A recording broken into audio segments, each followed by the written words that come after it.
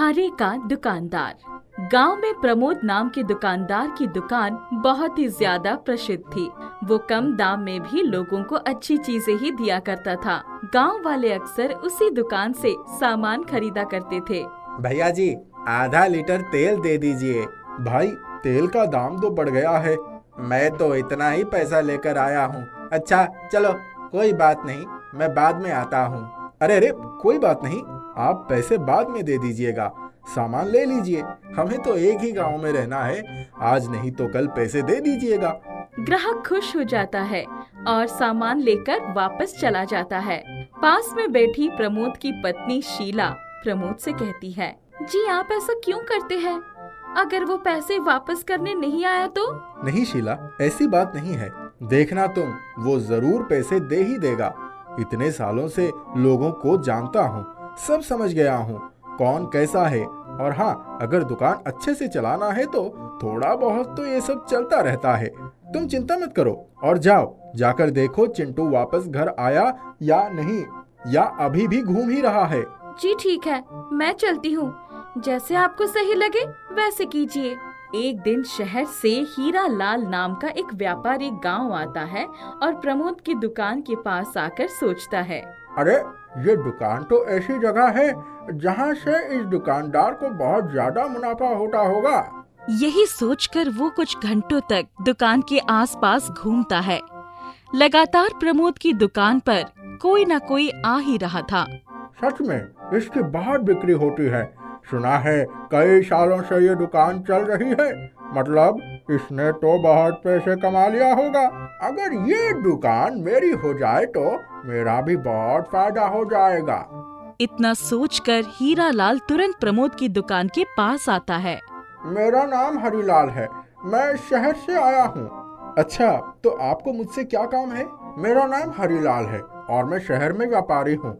मैं चाहता हूँ कि क्या ऐसा हो सकता है जिससे ये दुकान मेरी हो जाए? ये आप कैसी बातें कर रहे हैं? मैं सालों से इसे चला रहा हूँ, ये दुकान मेरी है। अरे अरे, मैं समझ गया हूँ, ये दुकान तुम्हारी है, मगर मैं तो ये चाह रहा था कि तुम ये दुकान मुझे बेच दो। मैं इसके वाजिब कीमत दे दूंगा। नहीं, मुझे माफ कीजिएगा, मैं ये नहीं कर सकता। हीरा लाल के लाख मनाने पर भी प्रमोद नहीं माना। हीरा लाल गुस्सा होकर वहाँ से निकल गया। कुछ दिनों बाद दो आदमी प्रमोद की दुकान के पास आते हैं। सुनिए, क्या आपका नाम प्रमोद है? जी, मेरा ही नाम प्रमोद है। बोलिए, क्या बात है?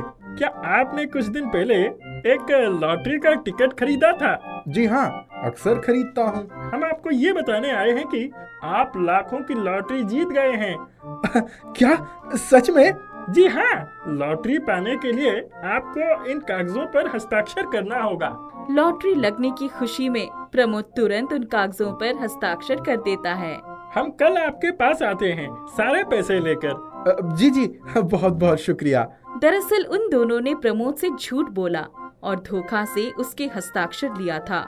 वाह, मजे की बात है, उस आदमी ने ठीक से ये सब पढ़ा ही नहीं। ऊपर के 2-3 कागज के बाद उसने तो देखा ही नहीं। है भाई, अब तो उसके घर खेत सभी संपत्ति पर हमारा ही अधिकार होगा। वो सब तो ठीक है, लेकिन उसका दुकान तो हमें नहीं मिल पाएगा। हमने तो सिर्फ उसका घर और खेत ही लिया है। उसका इंतजाम हो जाएगा भाई, तू देखते जा। अगले दिन वापस से दोनों प्रमोद की दुकान पर आते हैं। जी, आप लोग पैसे लेकर आए हैं क्या? पैसे? कैसे पैसे? हमने तुम्हें मूर्ख बनाया और तुम्हारे घर, खेत और बाकी सभी संपत्ति पर अब हमारा अधिकार है। क्या? ये तुम लोगों ने क्या किया? मैं तुम लोगों को छोड़ूंगा नहीं। अरे तुम हमारा कुछ भी नहीं कर सकते। अब तुम्हारे पास रहने के लिए भी कोई जगह नहीं है।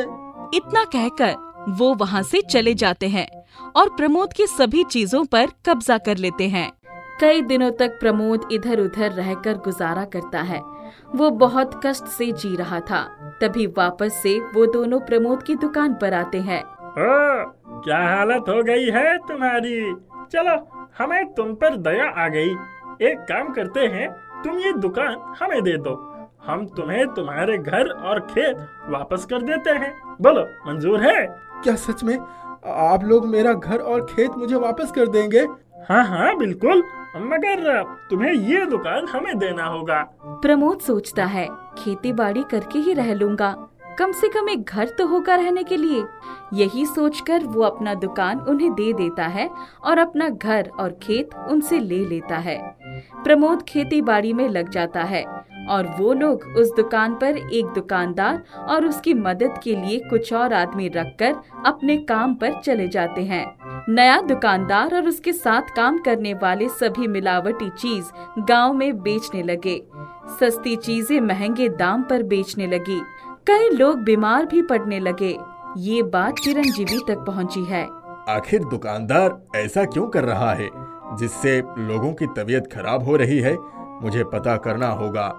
चिरंजीवी दुकान पर आता है और दुकानदार से बात करता है। तुम लोग खराब सामान अपने दुकान पर क्यों बेच रहे हो जिससे लोगों की तबीयत खराब हो रही है? जी नहीं, हम तो बिल्कुल सही सामान बेच रहे हैं। शायद आपको कोई गलतफहमी हुई है। आप जाइए यहाँ से और हमें हमारा काम करने दीजिए। चिरंजीवी वहाँ से चला जाता है और दुकान के बारे में पता करने पर उसे प्रमोद के बारे में पता चलता है। चिरंजीवी प्रमोद से मिलता है और बात करता है।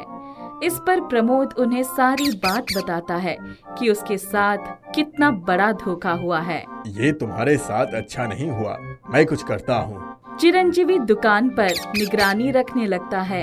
एक दिन दुकान पर दो आदमी आते हैं और दुकानदार से हिसाब लेते रहते हैं, जिन्हें देखकर चिरंजीवी समझ जाता है ये वही लोग हैं जिन्होंने प्रमोद के साथ धोखा किया है। चिरंजीवी प्रमोद को अपने साथ बुला कर लाता है और उसे वो लोग दिखाता है।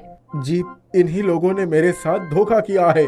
इतना कहकर प्रमोद वहाँ से चला जाता है, मगर चिरंजीवी अभी भी उन्हें ही देख रहा था।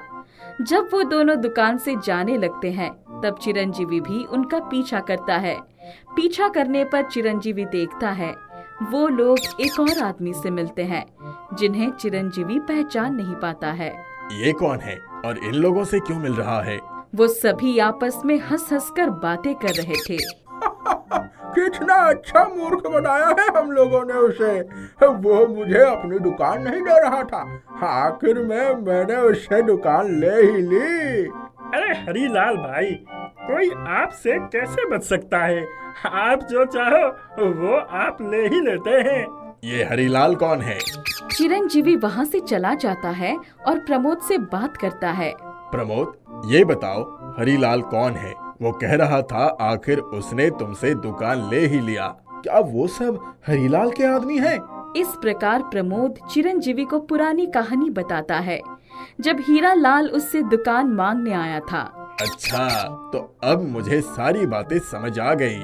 अगले ही दिन कुछ आदमियों के साथ चिरंजीवी दुकान पर जाता है। दुकानदार को घेर लेता है, साथ ही उसके कर्मचारियों को भी। बताओ तुम्हारा मालिक कौन है और तुम लोगों ने ऐसा क्यों किया? जल्दी बताओ, नहीं तो कड़े से कड़े दंड मिलेंगे तुम्हें। दुकानदार डर जाता है। जी, अब मैंने कुछ भी नहीं किया है। मैं तो यहाँ भाड़े पर आया हूँ। मुझे कहा गया था कुछ महीनों तक यही रहकर ये सब करने के लिए। चलो जाओ और अपने मालिक को यहाँ लेकर आओ। दुकानदार चिरंजीवी के साथ जाता है और उन दोनों आदमियों को और हीरा लाल को साथ लेकर आता है। तुम लोगों को शर्म नहीं आई? एक ईमानदार इंसान के साथ तुम लोगों ने ऐसा किया? मुझे माफ कर दीजिए, ये सब मैंने ही शुरू किया था और ये आदमी भी मैंने ही भेजा था। प्रमोद के हस्ताक्षर लेने के लिए भी मैंने ही कहा था और भाड़े पर दुकानदार रखने के लिए भी मैंने ही कहा था। प्रमोद के सभी चीज उसे वापस करो और तुम सभी चलो कारावास में। इसी तरह चिरंजीवी प्रमोद का दुकान उसे वापस दिलवा देता है।